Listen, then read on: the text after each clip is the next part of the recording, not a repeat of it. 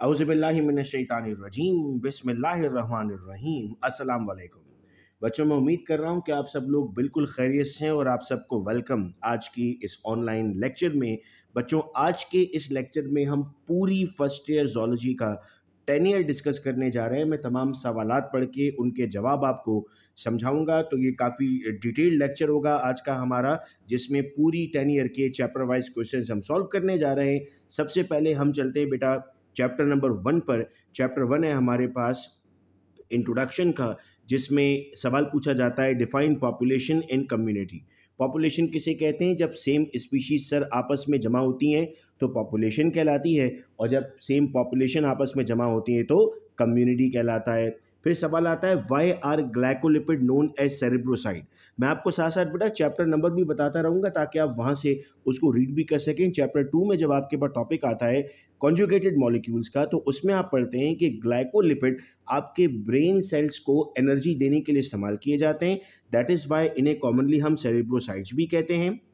How are saturated acyl glycerol different from unsaturated? बेटा saturated वो होता है जिसमें फर्दर एडिशन नहीं हो सकता, अनसैचुरेटेड वो है जिसमें एडिशन हो सकता है। सैचुरेटेड सॉलिड फॉर्म में होता है, अनसैचुरेटेड लिक्विड फॉर्म में होता है। ये आपको मिलेगा चैप्टर नंबर 2 में। ये सारे रीजनिंग क्वेश्चंस हैं। हम reasoning question, non reasoning question और डिटेल क्वेश्चन तमाम को डिस्कस कर रहे हैं चैप्टर वाइज। फिर आता है differentiate between population and community. एक बार डिफाइन करने को आ गया, एक बार डिफरेंस बताने को आ गया। तो आप पहले तो डेफिनेशन बता देंगे दोनों की, फिर आप बताते हैं कि सर पॉपुलेशन में आपके पास चूंकि सिमिलर स्पीशीज़ होती हैं तो उनके कैरेक्टर्स सेम होते हैं, लेकिन कम्युनिटी में आपके पास चूंकि डिफरेंट स्पीशीज़ होती हैं तो उनके कैरेक्टर्स सेम नहीं होते, मुख्तलिफ पॉपुलेशन से मिलकर बनता है ना। फिर 18 में क्वेश्चन आया define environmental biology and biotechnology. Environmental biology क्या होता है? सर इन्वायरमेंटल बायोलॉजी से मुराद है ecology, the branch of biology which deals with the study of environment, relation between living and non living.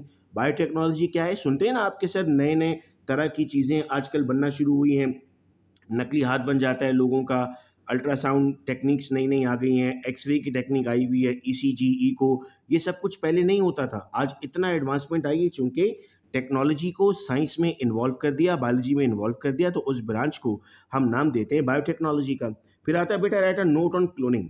देखो जब नोट आता है ना क्लोनिंग पर, तो आपको इसमें क्या क्या लिखना होगा। पहले तो आप क्लोनिंग को डिफाइन करेंगे, यहाँ पर हम ये भी सीखेंगे कि सवाल में आपको कितना लिखना है। तो क्लोनिंग क्या होती है? सर एग्जैक्ट कॉपीज जो हम बनाते हैं उसको हम क्लोनिंग कहते हैं।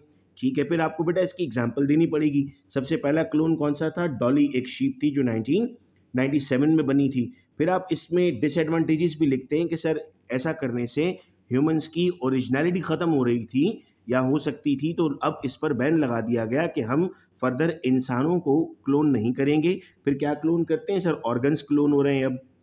फिर आता है सवाल define any two main branches of biology. बेटा मेन ब्रांचेस में बॉटनी, ज़ूलॉजी, माइक्रोबायोलॉजी शामिल है। यानी इस सवाल में अगर आपने इसके अलावा कुछ लिखा तो आपको मार्क्स नहीं मिलते बेटा इस सवाल के। फिर है define molecular and biotechnology. Molecular biology which deals with the study of biological molecules, और बायोटेक्नोलॉजी रिपीट हुआ। फिर सवाल है write a note on antibiotics. Note का मतलब क्या होगा? पहले डिफाइन करना पड़ेगा। यहाँ आपको लिखना होगा कि सर एंटीबायोटिक पहली कब मिली थी हमें? पेनिसिलिन मिली थी, फ्रॉम पेनिसिलियम नोटेटम। फिर हम कहते हैं सर हमारे पास मौजूद थे 3 साइंटिस्ट, फ्लेमिंग, फ्लोरी चेन, उन्हें 1945 में नोबेल प्राइज़ मिला था। ये वीडियो एक मरतबा देखने के बाद ना पूरी ज़ूलॉजी आपकी रिफ़्रेश हो जाएगी और आपको उसके बाद बुक भी उठाने की ज़रूरत इंशाल्लाह नहीं पड़ेगी। फिर सवाल था 4 इंपॉर्टेंट ब्रांचेस ऑफ बायोलॉजी। देखो मेन ब्रांचेस में आपको बता दिया हमने, बॉटनी, ज़ूलॉजी, माइक्रोबायोलॉजी था, बाकी सब इंपॉर्टेंट ब्रांचेस कहलाती हैं, तो आपको किसी भी 4 के नाम लिखने हैं। फिर क्लोनिंग पर नोट है बेटा, और 5 किंगडम्स विद एग्जाम्पल। अब यहाँ पर मेंशन नहीं किया गया कौन से साइंटिस्ट के, तो आप इसमें रॉबर्ट वाइटेकर भी लिख सकते हैं, शिल्डन शवन भी लिख सकते हैं, लेकिन ऊपर मेंशन करना पड़ेगा कि आप कौन से साइंटिस्ट की बात कर रहे हैं। ये पूरा सेक्शन बी था बेटा। और अब आते हैं सेक्शन नंबर सी पर। What is the importance of biology for the welfare of Mankind? यानी हमारे लिए क्या किया बायोलॉजी ने? तो बेटा इसमें आप क्लोनिंग, इसमें एंटीबायोटिक, इसमें वैक्सीन, इसमें हाइड्रोपोनिक्स, इन सब के बारे में लिखना होता है, चूंकि इससे ह्यूमैनिटी को, मैनकाइंड को वेलफेयर मिला। बच्चों अगर आप ये वीडियो देख रहे हो और व्हाट्सएप ग्रुप का पार्ट नहीं हो तो आप 0309677671 पर फौरी मैसेज कर दो, चूँकि इंशाल्लाह हर पेपर से पहले हम पूरा 10 ईयर सॉल्व करने की कोशिश करेंगे, तो व्हाट्सएप पर आपको अपडेट सारी मिलती रहेंगी। आइए जी, चैप्टर नंबर 2 की तरफ चलना पड़ेगा अब हमें। 1 हम मुकम्मल कर चुके हैं। चैप्टर 2 में पहला सवाल है, write a note on condensation. याद रहे, जब भी दो चीज़ें आपस में मिलें और वाटर मॉलिक्यूल रिलीज हो तो ऐसे प्रोसेस को बच्चों हम नाम देते हैं कंडेंसेशन।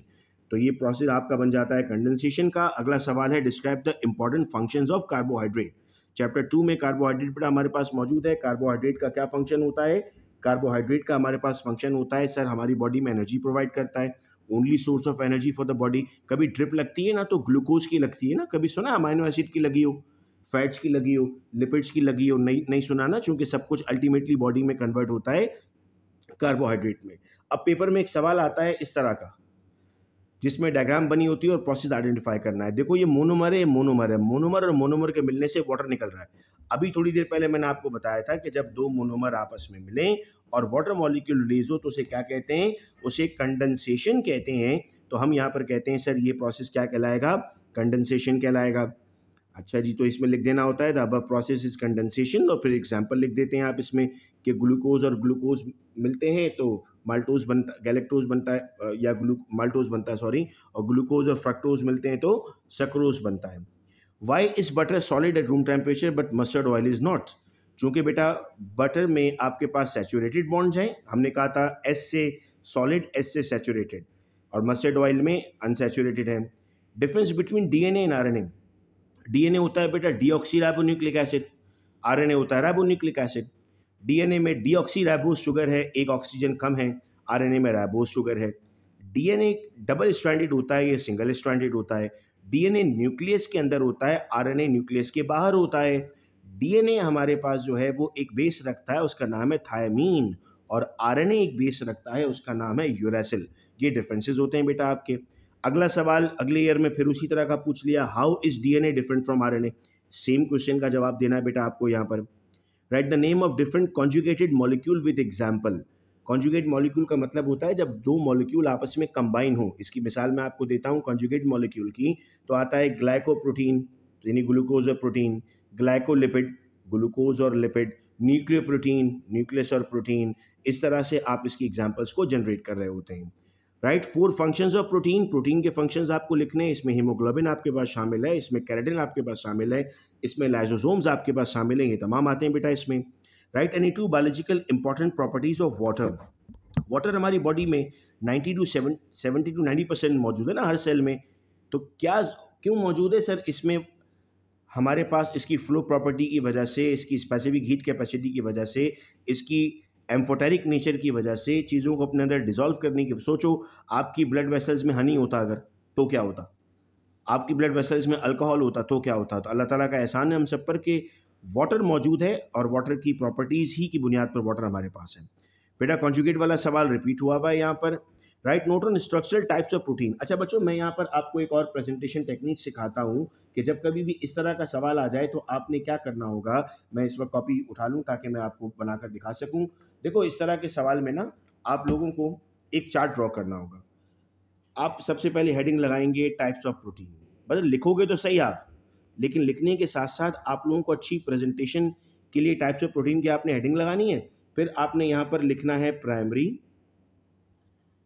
फिर आपने लिखना है बेटा सेकेंडरी, फिर आप लिखेंगे टर्शरी और क्वाटर्नरी। 4 टाइप्स होती है ना इनकी। फिर प्राइमरी की एग्जाम्पल नीचे लिखेंगे आप, फिर सेकेंडरी की एग्जाम्पल, फिर टर्शरी की एग्जाम्पल, फिर क्वाटर्नरी की एग्जाम्पल, और इस चार्ट को इस तरह से कंप्लीट कर देंगे। तो लिखोगे भी और साथ में अगर चार्ट भी ड्रॉ करोगे तो आपकी प्रेजेंटेशन अच्छी हो जाएगी, जिसके मार्क्स मिलते हैं पेपर में हमें। फिर सवाल आता है बेटा हमारे पास, name the group of carbohydrate and write the properties of any one. Carbohydrate groups है ना, मोनोसेक्राइड, डाइसेक्राइड, पॉलीसेक्राइड। इसमें भी मैं आपको रिकमेंड करूंगा चार्ट बना देना एक। Differentiate between saturated and unsaturated acyl glycerol. Repeat हुआ हुआ सवाल है बेटा, और डीएनए और आरएनए का डिफरेंस भी रिपीट हुआ हुआ है। सेक्शन सी में यहाँ से सवाल क्या क्या पूछे गए? 19 में बेटा लिपिड पे सवाल पूछा गया, लिपिड के ग्रुप पूछे गए, टर्पेनॉइड को डिफाइन करने को कहा गया। इसमें भी चार्ट बनेगा, और चार्ट आप कॉपी को इस तरह टेढ़ा करके बनाओगे, ठीक है? ये स्ट्रेट बनाओगे तो चार्ट पूरा नहीं आएगा। ये कॉपी इस वक्त अगर देख पा रहे हैं तो स्ट्रेट लगा हुआ ना पेज, अब इसको इस तरह रख देना टेढ़ा करके, तो आपके पास ज़्यादा जगह आती है और आप ज़्यादा अच्छे से उसको ड्रॉ कर सकते हो। Carbohydrate describe the types and function. तमाम टाइप्स बतानी है, उनके फंक्शंस बताने हैं, डेफिनेशन लिखनी है कार्बोहाइड्रेट की, classification and function of any one of the following, protein और कार्बोहाइड्रेट। प्रोटीन तो बेटा रिपीट हुआ हुआ सवाल है। कार्बोहाइड्रेट का मतलब ये है कि सर कार्बोहाइड्रेट में आपको उसकी फिर क्लासिफिकेशन का चार्ट ड्रॉ करना होगा, लिखना भी है, चार्ट भी बनाना है, ये आपकी प्रेजेंटेशन का एक्स्ट्रा पार्ट होगा। उम्मीद कर रहा हूँ कि ये 2 चैप्टर्स हमें समझ में आए हैं और बड़ा एंजॉय करते जा रहे हैं हम इस पूरे लेक्चर को और आगे बढ़ते जा रहे हैं। चैप्टर नंबर 3 पर हम आते हैं। तो how does substrate concentration affect the activity of enzyme. तो हम इसमें कहते हैं कि सर अगर सबस्ट्रेट कंसंट्रेशन एंजाइम कंसंट्रेशन से ज़्यादा हो जाती है तो फिर एंजाइम अपनी एक्टिविटी परफॉर्म नहीं कर सकता, चूंकि एंजाइम की कैपेसिटी खत्म हो जाती है। ये रीजनिंग क्वेश्चन है। Write a note on lock and की थ्योरी। अब आपने नोट लिखना है तो आपको इंट्रोडक्शन में साइंटिस्ट भी बताना पड़ेगा, ठीक है, फिशर ने प्रेजेंट किया था। फिर आपको ये भी बताना पड़ेगा कि एंजाइम का एक्टिव साइट होता है, उस पर सबस्ट्रेट आकर लगता है। ये पूरी चीज़ें आपको इसमें चूंकि नोट दिया है तो बतानी पड़ेंगी। How is activity of enzyme affected by pH and temperature. आप इसमें लिखेंगे sir enzyme works on an optimum pH and optimum temperature. जैसे पेप्सिन है तो वो एसिडिक में ही काम करेगा, बेसिक में काम नहीं करेगा। इंटेस्टाइन का एंजाइम है तो वो बेसिक में काम करेगा, एसिडिक में काम नहीं करेगा, तो वो अफेक्ट करेगा उसकी एक्टिविटी को। फिर टेम्परेचर पर आते हैं तो हम वार्म ब्लडेड हैं, जो हम अपना बॉडी टेम्परेचर चेंज नहीं कर सकते। हमारा बॉडी टेम्परेचर होता है बेटा 37 डिग्री सेंटीग्रेड। हमें 37 डिग्री सेंटीग्रेड पर ही रहना होता है। तो 37 डिग्री सेंटीग्रेड पर हम रहेंगे, इसका मतलब होगा कि हम अपने बॉडी टेम्परेचर को नहीं बदलते। अगर ये बदल गया, बुखार हो गया आपको या सर्दी हो गई आपको, तो आपके बॉडी के एंजाइम काम नहीं करते हैं। इस बात को मैं यूँ भी समझाऊंगा कि बेटा जब कोई चीज़ आप लेकर आते हो और ख़राब होने से बचाना होता है तो क्या करते हो, फ्रीज कर देते हो ना, उसको फ्रिज में रख देते हो। तो फ्रिज में क्या करते हो, टेम्परेचर कम करते हो, उसमें भी तो एंजाइम होते हैं ना, माइक्रो ऑर्गेनिजम्स के अंदर भी। या फिर आप क्या करते हो, गर्म कर लेते हो। सर दूध आता है तो गर्म करते हैं उसको, उससे भी आप उसके एंजाइम्स को किल कर रहे हो बेसिकली। आइए आगे बढ़ते हैं। Write any 4 characters of enzyme. 4 character लिखने हैं। Enzymes are proteinious in nature, enzymes are specific to temperature, enzyme works on an optimum pH, enzymes are thermolabile। अच्छा, अब मैं आपको इसकी प्रेजेंटेशन सिखाता हूँ कि जब आपको ये लिखना हो तो आप किस तरीके से लिखेंगे। देखो 4 पॉइंट्स आपको लिखने। एक बच्चा नॉर्मल 4 पॉइंट लिखेगा और मेरा स्टूडेंट नॉर्मल 4 पॉइंट नहीं लिखेगा, ज़्यादा अच्छी प्रेजेंटेशन के साथ लिखेगा। पहले वो हेडिंग लगाएगा बेटा कैरेक्टर्स ऑफ एंजाइम, ये नॉर्मल आप हेडिंग लगाएंगे। फिर उसके बाद आप इसको अंडरलाइन भी करेंगे बेटर प्रेजेंटेशन के लिए, और आप लिखेंगे the following are characters of enzyme. अब पहला आपको लिखना ना enzyme are proteinious in nature, तो आप बेटा हेडिंग लगाओगे इस तरह नेचर, फिर इसको अंडरलाइन करोगे, फिर इसमें लिखोगे enzymes are proteinious in nature. फिर दूसरी आपको हेडिंग लगानी थी ना enzyme works on an optimum pH, आप हेडिंग लगाओगे पीएच। तो कहने को तो आप 4 पॉइंट लिखोगे, लेकिन ये 4 पॉइंट आप लोगों के अच्छे खासी प्रेजेंटेशन के साथ आएंगे और यही एग्जामिनर आपसे एक्सपेक्ट भी करता है। How does enzyme perform catalytic activity with substrate molecule. यहाँ पर बेटा आपको लिखना है enzyme substrate complex. Enzyme substrate complex होता है ना हमारे पास कि एंजाइम सबस्ट्रेट के साथ मिलता है, मिलने के बाद कॉम्प्लेक्स जनरेट करता है, उसे हम नाम देते हैं एंजाइम सबस्ट्रेट कॉम्प्लेक्स का। तो ये बात बेटा आपको यहाँ करनी थी। Name the factors which affect activity of enzyme. सिर्फ फैक्टर्स के नाम लिखने बेटा आपको, तो आप हेडिंग लगाओगे factors affecting activity of enzyme, और उसमें ये मेंशन करोगे कि कौन कौन से फैक्टर्स हैं आपके पास, substrate concentration, water, radiation, pH, फिर आपके पास इसमें एक्टिवेटर्स, फिर इनहिबिटर, फिर competitive inhibitor, non competitive inhibitor, ये तमाम शामिल होते हैं। State the effect of pH and temperature on the activity of enzyme। Repeat हुआ हुआ सवाल है बेटा ये। और लॉन्ग क्वेश्चन में what are enzymes, enzyme define होंगे। टाइप्स ऑफ एंजाइम, अच्छा टाइप्स ऑफ एंजाइम में एक्सो एंजाइम, एंडो एंजाइम भी आते हैं। फिर उसकी जो क्लासिफिकेशन आती है holo enzyme, apo enzyme, prosthetic group वाली, तो बेहतर होगा कि दोनों का चार्ट बना लें आप लोग। फिर पूरे फैक्टर्स आपको डिस्कस करने हैं जितने भी मौजूद थे। फिर आते हैं चैप्टर नंबर 4 पर। तो बेटा यहाँ चैप्टर नंबर 4 में डायग्राम आई हुई है। डायग्राम में बुक से आप लोगों को इसकी इमेज व्हाट्सएप ग्रुप में आप लोगों के पास भेज दूंगा, तो वहाँ से आप इस डायग्राम की लेबलिंग देख लीजिएगा। बाकी चैप्टर नंबर 4 बॉटनी में ज़्यादा पूछा जाता है। चैप्टर 5, चैप्टर 6 ये बॉटनी के ज़्यादा क्वेश्चन है, इसलिए जोलॉजी में ये आप लोगों को याद नहीं करना है और आपके 10 ईयर्स में भी मौजूद नहीं है। चैप्टर 7 है kingdom protoctista. Write the name of the class of the following. ये अक्सर एमसीक्यूज में भी आता है। एमसीक्यूज में भी हमने जब इंपॉर्टेंट क्लास रखी थी उसमें हमने कहा था कि चैप्टर 7 से ये चीज़ें पढ़नी है। इनकी आपको क्लासेस लिखनी है बेटा सबकी, चैप्टर 7 में आपको मिलेगा। Right the symptoms of malaria, chapter number 7 के लास्ट में मलेरिया के सिम्टम्स मौजूद हैं। सर रात के वक्त बुखार होना शुरू होता है, बॉडी में एंजाइम डीएक्टिवेट होना स्टार्ट हो जाते हैं, डाइजेशन खराब होना स्टार्ट होती है, नोजिया वॉमिटिंग होना स्टार्ट होता है। How are protozoans differentiated by means of the locomotory organelle. आप कहते हैं ना फ्लैजिलेटा क्लास अलग है, सिलेटा अलग है, तो आपने उन सब के नाम लिखने और साथ में लोकोमोटरी ऑर्गन लिखने। चैप्टर 7 में जहाँ हेडिंग लगी हुई है आपके पास एनिमल लाइक प्रोटोक्टस, वहाँ पर आपके पास अलग से प्रोटोजोन्स की एक 5 हेडिंगों वाला चार्ट ड्रॉ हुआ है। मलेरिया के सिम्टम्स बेटा रिपीट हुए। What are the characteristics of sarcodina with example. Sarcodina class उन 5 क्लासेस में से आपको एक्सप्लेन करनी है एग्जाम्पल के साथ। Define protozoa and name their 4 classes. मतलब अगर आप इस चैप्टर में से प्रोटोजोआ को अच्छे से पढ़ लेते हैं तो यही सवालात बार बार पूछे जा रहे हैं। चैप्टर नंबर 7 में अच्छा अब हमारे पास यहाँ पर कुछ चैप्टर वाइज में प्रॉब्लम है। ये एनिलेडा चैप्टर 10 का है। प्रोटोजोआ के आपको जनरल कैरेक्टर पूछ लिए विद एग्जाम्पल्स। एनिलेडा को हम चैप्टर नंबर 10 में ही डिस्कस कर लेंगे। तो प्रोटोजोआ आपके पास वही 5 क्लासेस की बात की जा रही है, मतलब इस चैप्टर में जोलॉजी का पोर्शन ही यही सिर्फ इतना सा है। चैप्टर 8 और 9 अगेन बेटा बॉटनी चैप्टर्स होते हैं हमारे पास। फिर आते हैं चैप्टर नंबर 10 पर। सर चैप्टर नंबर 10 में हमारे पास अब यहाँ 10 ईयर में कुछ जगहों पर सक्सेसफुल, कुछ जगहों पर अनसक्सेसफुल लिखा हुआ है। रेप्टाइल्स को हम सक्सेसफुल कह रहे हैं और एम्फीबियंस को हम अनसक्सेसफुल कह रहे हैं, तो ये हमारी टेक्स्ट बुक्स में भी मौजूद है। क्यों अनसक्सेसफुल लैंड वर्टिब्रीज हैं सर? इसलिए चूंकि इनकी बॉडी में हमारे पास जो इनकी रेस्पायरेशन मौजूद है वो रेस्पायरेशन एक से ज़्यादा तरीक़ों से है। ये हाइबरनेशन करते हैं, एसिवेशन करते हैं, इन्वायरमेंट के साथ उस तरीके से कोप नहीं कर सकते। Why is the liver known as metabolic factory in the body? चूंकि लिवर मेटाबॉलिज्म करता है। मेटाबॉलिज्म की 2 टाइप्स है ना हमारे पास, कैटाबॉलिज्म और एनाबॉलिज्म। कैटाबॉलिज्म मतलब चीज़ों का टूटना, एनाबॉलिज्म मतलब चीज़ों का जुड़ना। तो ये ग्लाइकोजन भी फॉर्म करता है, फिर ये बाइल सॉल्ट्स भी रिलीज़ करता है। इसके अलावा इसमें पेरोक्सीसोम्स मौजूद हैं। क्या करते हैं पेरोक्सीसोम्स? सर डिटॉक्सिफिकेशन करते हैं। डिटॉक्सिफिकेशन क्या होती है सर? डिटॉक्सिफिकेशन का मतलब होता है अगर कोई अल्कोहलिक ड्रिंकर है या अगर कोई टॉक्सिक चीज़ आपकी बॉडी में एंटर हुई है तो ये उनको आपकी बॉडी से ख़त्म करता है। नेक्स्ट आपके पास है why is archaeopteryx considered as connecting link between reptiles and birds. Archaeopteryx को बेटा हम फॉसिल कहते हैं जिसकी बॉडी स्ट्रक्चर और कैरेक्टर्स इन दोनों से सिमिलर है, तो हम कहते हैं it is the connecting bridge between the reptiles and birds. ये एव्स भी कह सकते हैं बर्ड्स को हम। Differentiate between bony fishes and cartilaginous fishes. Chondrichthyes का मतलब है कार्टिलेजिनस फिशेस एंड ऑस्टियो का मतलब है, लफ्ज़ ऑस्टियो का मतलब भी बोन होता है। ऑस्टियोपोरोसिस हड्डियों की बीमारी है।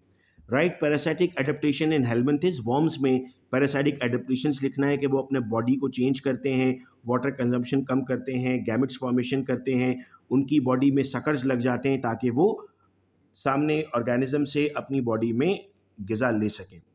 Y do some animal undergo ecdysis और मोल्टिंग? ये बेटा फाइलम आर्थ्रोपोडा में होता है। इसका मतलब ये होता है कि आपने कभी अक्सर देखा है घर में कॉकरोच होता है, कुछ उड़ने वाले होते हैं, कुछ बगैर उड़ने वाले होते हैं। कभी आपने ये भी देखा होगा कि कॉकरोच के पर मिलते हैं आपको कोने से। ये जो पर है ना उसका एक्सोस्केलेटन है। जब वो कॉकरोच बड़ा होने लगता है तो एक्सोस्केलेटन उसका नॉन लिविंग होता है। ये सारी बातें आपको रीजन में लिखनी होगी ना कि वो नॉन लिविंग होता है।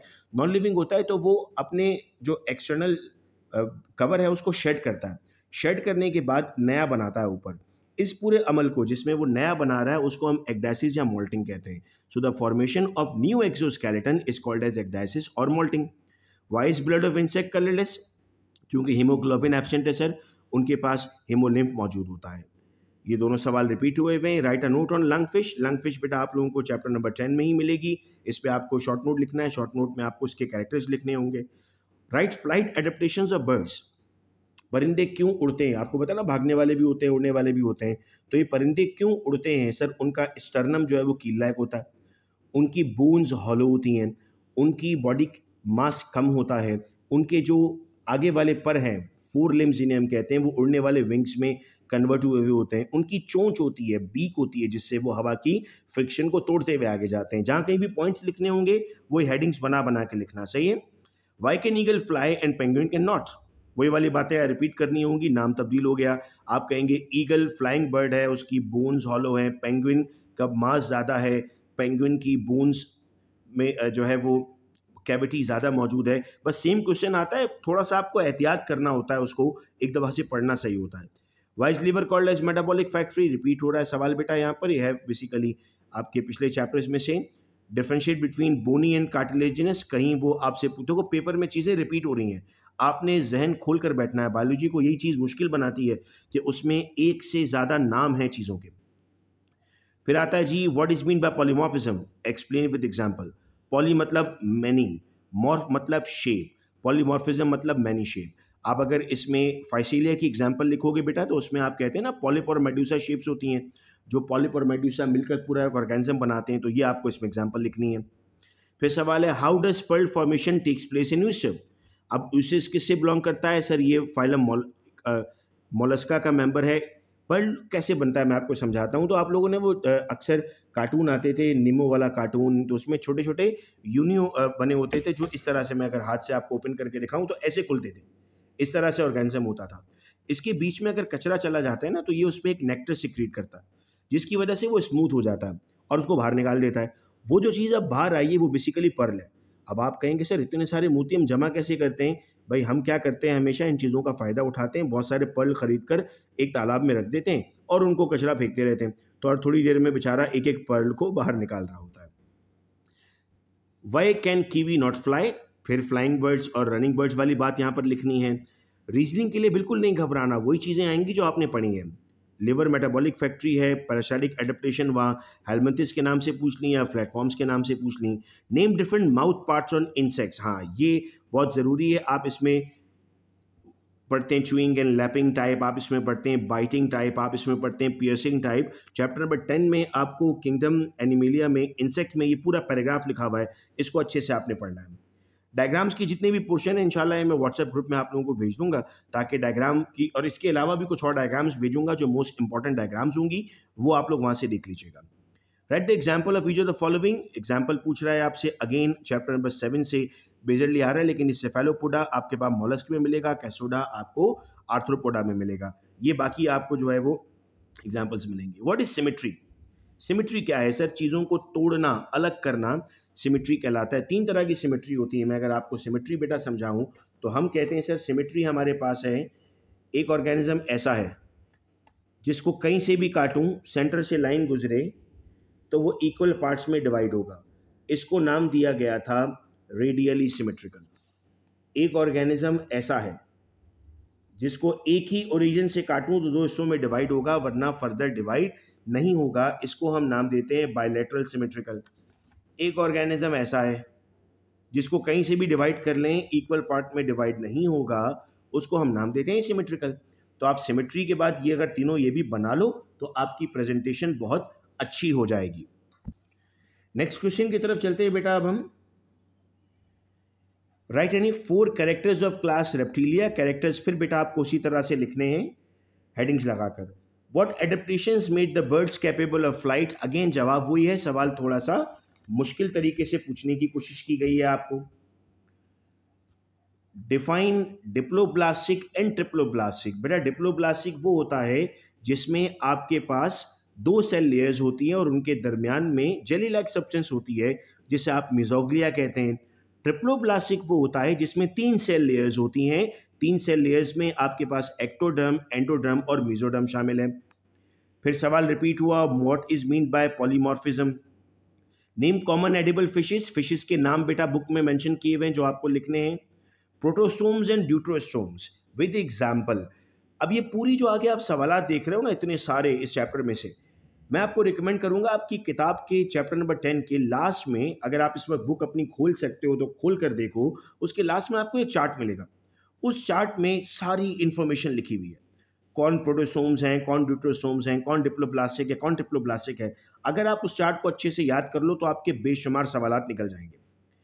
4 डिस्टिंग्विशिंग कैरेक्टर्स ऑफ फाइलम एकायोडर्मेटा, देखो कोई अगर आपको कहता है कि ये वाला फाइलम कर लो इंपॉर्टेंट है, मैं आपको कह रहा हूँ पूरा चैप्टर एक मरतबा पढ़ लेना, चूंकि 10 ईयर में MCQs, 10 ईयर में रीजनिंग, नॉन रीजनिंग और लॉन्ग इस चैप्टर से बहुत आए हुए हैं। पूरा चैप्टर आपको पढ़ना जरूरी है और यहाँ रिवाइज भी हो रहा है इसमें साथ साथ हमारा। तो एकायोडर्मेटा के कैरेक्टर्स लिखने हैं, अच्छा डिस्टिंग्विशिंग लिखने। डिस्टिंग्विशिंग का मतलब क्या होता है सर, जो खाली इनके हैं, exclusively marine, water vascular system, regeneration, ये सब इनके कैरेक्टर्स हैं ना, तो वो आपको लिखने हैं यहाँ पर। Differentiate between hibernation and aestivation. Hibernation क्या होता है सर, हाइबरनेशन का मतलब होता है, हम अगर बात करते हैं छुपने की मेंढक की, तो वो हाइबरनेशन कहलाता है। और सेकंड जो फेज वो से गुजर रहा होता है उसको हम नाम देते हैं एस्टिवेशन। एग्जाम्पल फ्रॉग आएगा, पॉलीमॉर्फिज्म हो गया। रिपीट सवाल है, economical importance of arthropoda. Economical importance क्या है आर्थ्रोपोडा की? सर आर्थ्रोपोड्स को ईटिंग के तौर पे इस्तेमाल किया जाता है, फिशिंग में इस्तेमाल किया जा रहा होता है। आर्थ्रोपोड्स के ये बेसिक फंक्शंस हैं आपके। फिर आर्थ्रोपोडा में आपके पास जो है वो बहुत सारे मेडिसिनल एजेंट्स भी हैं। शायद आप लोगों को बात पता हो कि एस्थमा की बीमारी के लिए आर्थ्रोपोड्स का इस्तेमाल किया जाता है। Difference between ratitae and carinatae. Sir ratitae कौन होते हैं? Running birds. कैरिनेटा कौन है? Flying birds. फिर दोबारा सवाल उससे पूछ लिया, 4 salient features of phylum porifera. क्या क्या लिखेंगे? कॉमन नेम लिख दें उसका। फिर क्या लिखेंगे सर? उसमें आप उसके कैरेक्टर्स लिख दें। Right, 4 basic characters of phylum Chordata. 4 character लिखने हैं खाली। और अगर कॉर्डेटा का चार्ट बना लो ना बड़ा सा, तो एग्जामिनर पर बड़ा अच्छा इंपैक्ट जाएगा। देखो प्रेजेंटेशन कितनी मैटर करती है। सपोज करो कि ये वीडियो लेक्चर में सिर्फ मेरी आवाज़ होती है और आपको नज़र कुछ भी नहीं आ रहा होता, मैं यही पढ़ा रहा होता आपको, क्या आप मेरा लेक्चर देखते? कभी भी नहीं देखते। बोलते यार समझ ही नहीं आ रहा, कुछ खाली आवाज़ आ रही है। नज़र तो आ रहा है, पेन नज़र आ रहा है, कुछ बना रहे हैं, सवाल है। वैसे ही बेटा एग्जामिनर आपसे अच्छी प्रेजेंटेशन एक्सपेक्ट करता है। ये मेरी प्रेजेंटेशन है कि मैं इस तरह वीडियो अपलोड कर रहा हूँ, तो आपने भी प्रेजेंटेशन का ख्याल करना होगा। Difference between chondrocytes and osteocyte, repeated question है। What do you understand by ecdysis? Ecdysis और अच्छा इसने एक्डाइसिस का है ना, मोल्टिंग भी लिखना, तो आप इंपैक्ट दोगे कि आपको ये बात आती है। Define bilateral and radial symmetry with example. Bilateral symmetrical क्या होते हैं? सर हमने डायग्राम की मदद से देखा था और रेडियल भी हमने डायग्राम की मदद से समझा अभी। Flight adaptation in birds. Sir flight adaptation in birds में हम क्या लिखेंगे? फ्लाइट एडेप्टेशन इन बर्ड्स में फिर हमें वही लिखना था। What is parasitism? Monogenic and digenic parasites. Parasites कौन होते हैं? सर पैरासाइट्स वो होते हैं जो हमसे फ़ायदा लेते हैं और हमें नुकसान पहुंचाते हैं। इनकी आपने टाइप्स पढ़नी है। ये आपको एक होस्ट और 2 होस्ट में, कभी कभार अपने होस्ट को बदलते भी रहते हैं, जिस बुनियाद पे हम मोनोजेनिक और डाइजेनिक की एग्जांपल देते हैं। Mouth parts. Mouth parts sir हमने पढ़ा है, चैप्टर 10 के उस पैराग्राफ में हमने पढ़ना है। रिपीट सवाल है, एक दफ़ा लंगफिश पूछ लिया, एक दफ़ा डिप्नॉय पूछ लिया हमसे, तो दोनों सेम है sir. Difference between ratitae and carinatae, repeat question है। Alternation of generation in animal, ये किधर मिलेगा सर? ये आपको मिलेगा पॉलिप और मेड्यूसा में, पॉलीमॉर्फिज्म में। ये ऑल्टरनेशन ऑफ जनरेशन का मतलब होता है नस्लें एक से दूसरी, दूसरी से पहली। अगर ये सेम होते हैं दोनों तो कहलाता है आइसोमॉर्फिक, और अगर डिफरेंट होते हैं तो कहलाता है heteromorphic. Define complete and incomplete Metamorphosis. इस सवाल को समझाने से पहले मुझे ये बताइए कि आप में से कितने लोगों ने ये देखा है कि जो आपके पास तितली होती है उसका बचपन एक कैटरपिलर है, जो दूर दूर तक तितली जैसा है ही नहीं। ठीक है भाई। और बाकी ग्रास ऊपर भी आपने देखा होगा, जो बचपन में भी ग्रास ऊपर होता है, बड़ा होकर भी ग्रास ऊपर बनता है। ये जो कंप्लीट प्रोसेस कन्वर्जन होती है इसको हम नाम देते हैं मेटामॉर्फोसिस। अगर इसमें आपके पास 4 स्टेज बनते हैं, एग, लार्वा, प्यूपा, एडल्ट, तो आप कहते हो सर ये कंप्लीट मेटामॉर्फोसिस है। और अगर आपके पास एग के बाद एक इंटरमीडिएट स्टेज बनता है निम्फ, और फिर एडल्ट बनता है, तो इसको आप नाम देते हो इनकम्प्लीट मेटामॉर्फोसिस। नेक्स्ट क्वेश्चन बेटा हमारे पास है, mention the fundamental characteristics of class amphibia. सिर्फ एम्फीबिया के कैरेक्टर्स लिखने बेटा इसमें आपको, फंडामेंटल बेसिक कैरेक्टर कि इनकी स्किन से भी रेस्पिरेशन कर सकते हैं, ये cold blooded body temperature change कर रहे होते हैं, हाइबरनेशन करते हैं, एस्टिवेशन करते हैं। Distinguish economical importance of insects. Insects की इंपॉर्टेंस लिखनी है आपको कि ये इन्वायरमेंट में जो मौजूद हैं, ये इन्वायरमेंट में किस तरीके से अपना इम्पैक्ट दे रहे होते हैं। ये फ्लाइज हैं, ये मॉस्किटोज हैं, ये कौन कौन सी डिजीज कॉज कर रहे होते हैं। हाइबरनेशन एस्टिवेशन में फ़र्क बेटा रिपीट हुआ है। State the name and function of cell present in the body wall of sponges.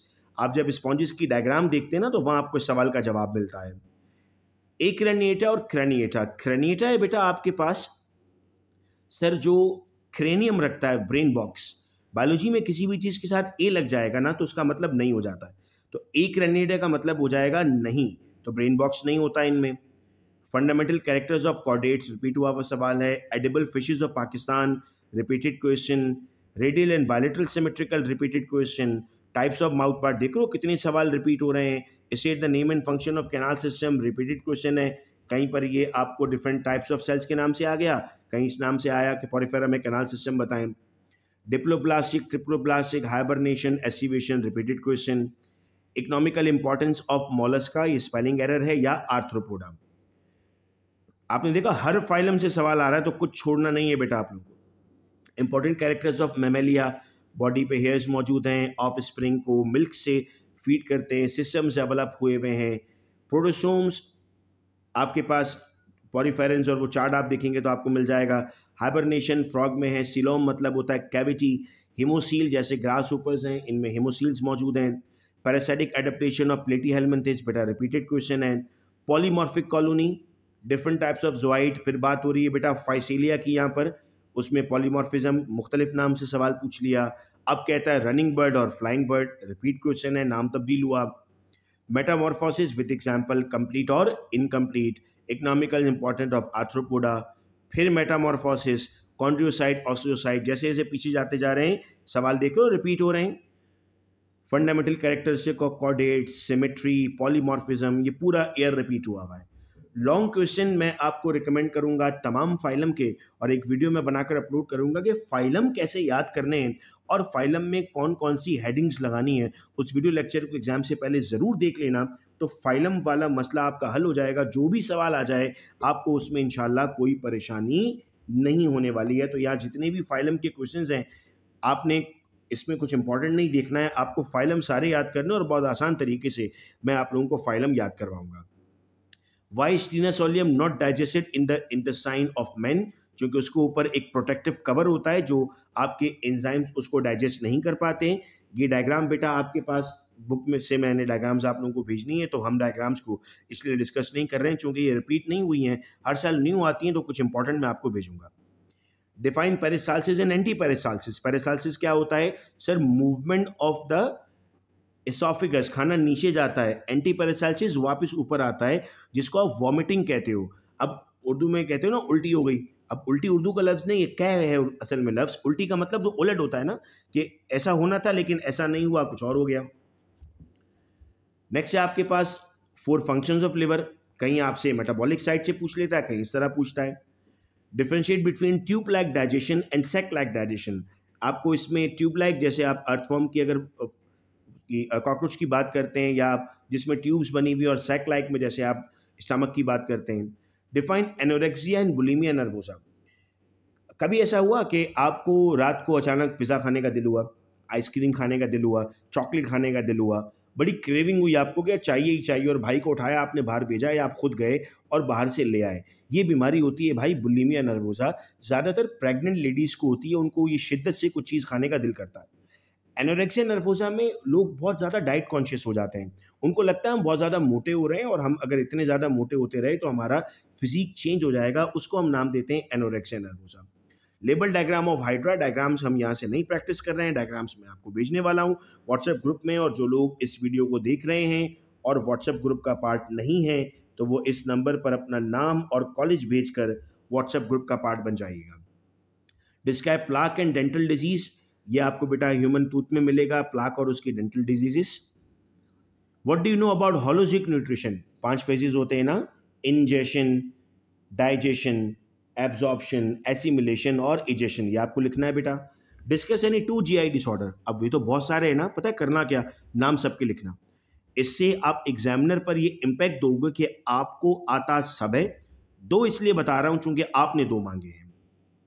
Describe digest system of man, diagram is not required, तो डायग्राम बेटा नहीं बनानी है। Write name of GI tract disorders of man, long question है तो सारे लिखने पड़ेंगे। डिस्क्राइब ऑल, ये बेटा चैप्टर 14 से क्वेश्चन है। Describe the digestive system of man with label diagram, यहाँ कहता है डायग्राम बनानी है तो आपने प्रैक्टिस करनी पड़ेगी डायग्राम की। List the name of GI in man, give description of any 5, तो नाम बेटा सारे लिखने और डिस्क्राइब से 5 को करना है। डिफाइन डाइजेशन, यानी ये हर साल यही सवाल आया है लॉन्ग क्वेश्चन में आपके पास। वेरियस जीआई ट्रैक्ट ह्यूमन, फिर डाइजेशन, जीआई डिसऑर्डर्स, तो आपने दोनों ही याद कर लो, देखो रिस्क में नहीं रहना। अब इंपॉर्टेंट में जब जाते हैं ना तो दिल में खौफ रहता है, आप अगर दोनों याद कर लो, देखो एक फाइलम आप याद कर लो सारे, और ये दोनों याद कर लो, तो आपका लॉन्ग का पोर्शन निकल आएगा। आपके कैरियर की बात है, ये कैरियर पे कोई कॉम्प्रोमाइज़ नहीं करना होता है बेटा। फिर जीआई डिसऑर्डर और डाइजेशन, अल्लाह करे मेरी दुआ है कि इस दफ़ा भी आपके सवाल में लिखा हुआ आ जाए नो डायग्राम रिक्वायर्ड, ताकि मेरे बच्चे डायग्राम से बच जाएं। Chapter 13, why is air better respiratory medium than water? एक तो सर उसमें ऑक्सीजन कंटेंट ज़्यादा है, दूसरा, मैं और आप जो लंग्स रखते हैं वो एयर से ही ऑक्सीजन डिफ्यूज आउट कर सकते हैं, हम वाटर से ऑक्सीजन डिफ्यूज आउट नहीं करते। गिल्स होते हैं जिनके पास, वो करते हैं बेटा। Draw a neat and label diagram of inspiration and expiration in man. वो आपकी बुक में एक डायग्राम बनी हुई है थोरेक्सिक कैविटी की, जिसमें डायफ्राम नीचे जा रहा है, थोरेक्सिक कैविटी आगे जा रही है बेटा, वो बनानी है इसमें। Write the condition necessary for respiratory surface in animals. ये कंडीशंस आपको रेस्पिरेशन में, लंग्स में मेंशन हुई भी हैं, उनका सरफेस एरिया, उनकी फ्लूइड कैविटी, प्लूरल कैविटी, उसके अंदर प्लूरल फ्लूइड, ये सारे नाम बेटा लिखने। Why are lungs of birds more efficient than human. चूंकि सर उनको हवा में उड़ना होता है तो उनके पास पैराब्रोंकाई, यहाँ पर आपको बेटा पैराब्रोंकाई का जिक्र करना होगा और फिर एक वर्ड लिखना होगा कंप्लीट वेंटिलेशन। हम एक दफ़ा इंस्पायर करते हैं, एक मरतबा एक्सपायर करते हैं, लेकिन ये जो बर्ड्स हैं ना, वो 2 दफ़ा इंस्पायर करते हैं, एक दफ़ा एक्सपायर करते हैं, बॉडी के अंदर वो रखते हैं एयर को। Which disease is cause by impairment of haemoglobin. Thalassaemia की बात कर रहा है सर यहाँ पर, ये माइनर और मेजर, चूंकि उसमें आपके पास ग्लोबुलर चेन अफेक्ट करती हैं। How does emphysema increase the residual volume. Emphysema क्या होता है सर, आपकी लंग्स की इलास्टिसिटी ख़त्म हो जाती है, तो जब इलास्टिसिटी ख़त्म हो जाती है तो रेजिडुअल वॉल्यूम आपका इंक्रीज होना स्टार्ट हो जाता है, चूंकि रेस्पिरेशन आपकी इफेक्ट होती है, तो आपने लाजमी लिखना होगा कि decrease of elasticity. How does smoking cause lung cancer. Sir smoke के अंदर मौजूद होता है निकोटीन, स्मोक में मौजूद है कार्बन मोनोऑक्साइड और कोलतार। ये वो चीज़ें बेटा जो आपके लंग्स को डैमेज करती हैं और वो कैंसर कॉज करती हैं। कैंसर मतलब amitosis, abnormal cell division. What is role of haemoglobin and myoglobin in human body. इसमें चैप्टर 13 के लास्ट में कुछ इक्वेशंस दी हुई हैं, वो आपने लिखनी होंगी बेटा यहाँ पर, चूंकि हीमोग्लोबिन आपके ब्लड के रेस्पिरेटरी पिगमेंट है और मायोग्लोबिन आपके मसल्स की पिगमेंट है। Write a note on lung cancer. Lung cancer पर नोट लिखना है तो आपको इसकी कॉजेज, आपको इसकी सिम्टम्स, ये तमाम चीज़ें बेटा लिखनी होंगी। Right the causes and symptoms of asthma और एम्फाइसीमा। अच्छा, एस्थमा जब करो ना तो उसमें ये डायग्राम बनाना, देखो बायोलॉजी में स्केचेस बहुत सारे बनाना, ये आप बनाना ऐसे कि ये नॉर्मल है और फिर आप बनाना इसको थोड़ा सा पतला करके कि ये एस्थमिक है। एयर फ्लो कम हो जाता है ना, कम एयर अंदर जाना शुरू करती है, तो ये डायग्राम बनाओगे ना आपकी प्रेजेंटेशन ऑटोमेटिकली अच्छी हो जाएगी। साइनोसिस वैसे चैप्टर 14 का है बेटा, ब्लू बेबीज कहते हैं हम इसे। Describe the role of haemoglobin in transport of carbon dioxide. ये वही सवाल है रोल ऑफ हीमोग्लोबिन वाला, वही क्वेश्चंस आएंगी बेटा इसमें। Define complete ventilation and incomplete ventilation. अभी हमने ये बात पढ़ ली कि जिसमें 2 इंस्पायरेशन 1 एक्सपायरेशन है वो कंप्लीट वेंटिलेशन है, जिसमें 1 एक्सपायरेशन 1 इंस्पायरेशन है वो इनकम्प्लीट है। लंग कैंसर पर नोट बेटा रिपीट हुआ है।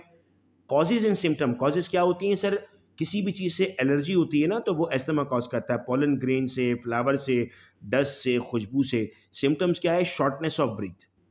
How is carbon dioxide transported. Sir ये वही क्वेश्चन है रोल ऑफ हीमोग्लोबिन वाला, मुख्तलिफ अंदाज में मुख्तलिफ तरीकों में पूछा जा रहा है। Short note on emphysema. Long question में आपके पास क्या आता है सर, ब्रीथिंग मैकेनिज्म, ये एक्सपोर्ट लिखना है तो वो दोबारा वो बनाना पड़ेगा आपको। रेस्पिरेशन को डिफाइन करना है, respiratory system of man with diagram, फिर अगेन रेस्पिरेशन विद डायग्राम, तो इसकी डायग्राम की लाजमी प्रैक्टिस करनी है आप लोगों को। चैप्टर 14 बेटा लास्ट चैप्टर है हमारा, उम्मीद कर रहा हूँ कि पूरी ज़ूलॉजी रिकॉल हो गई आप लोगों की, और इस तरह हर पेपर से पहले हम अपनी उस पेपर को रिकॉल करेंगे। Why is double circuit heart in animals better than single circuit heart. Single circuit heart fishes में आप पढ़ते हैं ना तो आपको मिलता है, क्या होता है उसमें सारा इम्प्योर ब्लड ही रहता है ना, वन टाइम ब्लड आता है, यहाँ पर आप कहते हैं more than one time blood होता है। Functions of lymphatic system. Lymphatic system का दूसरा नाम होता है ड्रेनेज सिस्टम, तो ये आपकी बॉडी को साफ रखने के काम आता है। Why are valve absent in lumen of artery. Speedy flow के लिए, चूंकि वॉल्व्स फ्लो को रोकते हैं, आपने ऑक्सीजनेटेड ब्लड फास्टली देना होता है। एक्टिव और पैसिव इम्यूनिटी भी बेटा डिफरेंस लिखना है आपको। चैप्टर 14 लास्ट टॉपिक है immune system. Differentiate between artery and when. Artery वो है जो ब्लड से दूर जाएगी, वेन वो है जो ब्लड के नज़दीक आएगी, हार्ट के नज़दीक आएगी। आर्टरी में, तमाम आर्टरीज में ऑक्सीजनेटेड है सिवाय पल्मोनरी के, वेन में डीऑक्सीजनेटेड है सिवाय पल्मोनरी के। आर्टरी में वॉल्व नहीं होते, वेन में वॉल्व होते हैं, ये सब चीज़ें आप उसमें मेंशन करते हैं। Y are leukocyte. ल्यूकोसाइड्स कौन है, वाइट ब्लड सेल। इसको सोल्जर क्यों कहते हैं, चूंकि ये लड़ता है हमारे पास हमारी जितने भी माइक्रो ऑर्गेनिजम्स हैं उनसे। क्या फंक्शंस है ह्यूमन ब्लड के, सर ट्रांसपोर्टेशन हर तरह की, हार्मोन्स भी ट्रांसपोर्ट कर रहा है सर हमारी बॉडी में, ऑक्सीजन ट्रांसपोर्ट कर रहा है, कार्बन डाइऑक्साइड वापस लेकर जा रहा है। थैलेसीमिया में बेटा शॉर्ट नोट लिखना है, माइनर मेजर बताना होगा, लिम्फेटिक सिस्टम रिपीट हुआ, थैलेसीमिया रिपीट हुआ, एक्टिव पैसिव इम्यूनिटी रिपीट हुआ। What do you understand by cell mediated immunity? अब आपको इसमें बेटा तमाम सेल्स के नाम भी लिखने पड़ेंगे, शॉर्ट नोट में नाम आपको बताने होंगे और चार्ट बना लेना इम्यूनिटी का, इन्नेट और एडाप्टिव का, तो वहाँ थोड़ा सा आपका आंसर ब्रीफ हो जाएगा। लिम्फेटिक सिस्टम रिपीट हुआ क्वेश्चन। ल्यूकीमिया क्या होता है sir? It is the disorder of white blood cell, चूंकि ल्यू को वाइट के लिए इस्तेमाल होता है और ये लास्ट में जो EMIA लिखा होता है ये ब्लड के लिए इस्तेमाल करते हैं।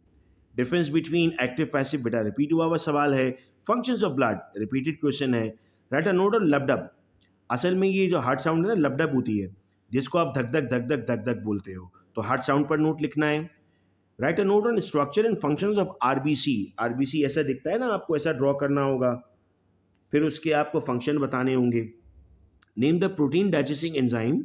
अब ये बेटा चैप्टर 12 का क्वेश्चन है, इसमें आप पेप्सिन के बारे में लिख रहे होते हैं। Define lymphatic system, what are functions of lymphatic system, पूरा आपको एक्सप्लेन करना है लिम्फेटिक सिस्टम को। एडेप्टिव इम्यूनिटी मांग रहा है, लेकिन चार्ट पूरा बनाना, एग्जामिनर पर ये इम्पैक्ट डालना कि मुझे सब आता है, आधा इसलिए बता रहा हूँ कि आपने पूछा है। फंक्शंस ऑफ ब्लड रिपीट हुआ बाय। एक्सप्लेन एडेप्टिव, यहाँ पर तो बेटा आप शॉर्ट में लिख रहे थे, यहाँ डिटेल में आपको लिखना होगा। Internal structure of human heart with diagram, यहाँ डायग्राम बनेगी। आर्टरी वेन बेटा रिपीट हुआ है। इम्यून सिस्टम इनेट पूछ रहा है आपसे, आपने पूरा चार्ट ड्रॉ करना होगा। Internal structure of human heart with diagram, diagram के साथ आपको ह्यूमन हार्ट पूछ रहा है। अगेन इम्यूनिटी रिपीट क्वेश्चन है, फिर ह्यूमन हार्ट पूछ रहा है। कार्डियोवास्कुलर डिजीज में कॉज, सिम्टम और प्रिकॉशनरी मेजर, तो आपको भाई हेडिंग में कॉज, सिम्टम, प्रिकॉशनरी मेजर अलग अलग लिखने होंगे, हाँ, वरना आपके मार्क्स कटेंगे। तीनों हेडिंग अलग बतानी है इन पांचों के लिए। Internal structure of heart, immunity, immunity, CVD, heart, तो 3 सवाल इस चैप्टर से आपने देखे जो हर साल पूछे गए थे। इम्यूनिटी की टाइप्स पढ़ लेनी है, हार्ट का स्ट्रक्चर और कार्डियोवास्कुलर डिजीज। बच्चों मैं उम्मीद कर रहा हूं कि जूलॉजी हमें काफ़ी हद तक क्लियर हो गया। MCQs की वीडियो इंशाल्लाह जब अपलोड होगी तो ग्रुप में आपको अपडेट किया जाएगा और फाइलम्स की वीडियो भी मैं अपलोड करूंगा। तो यहाँ तक इसको बेटा हम कंप्लीट करते हैं, इंशाल्लाह आपसे फिर मुलाकात होगी। अपना बेहद ख्याल रखना मेरे बच्चों, अल्लाह हाफिज़।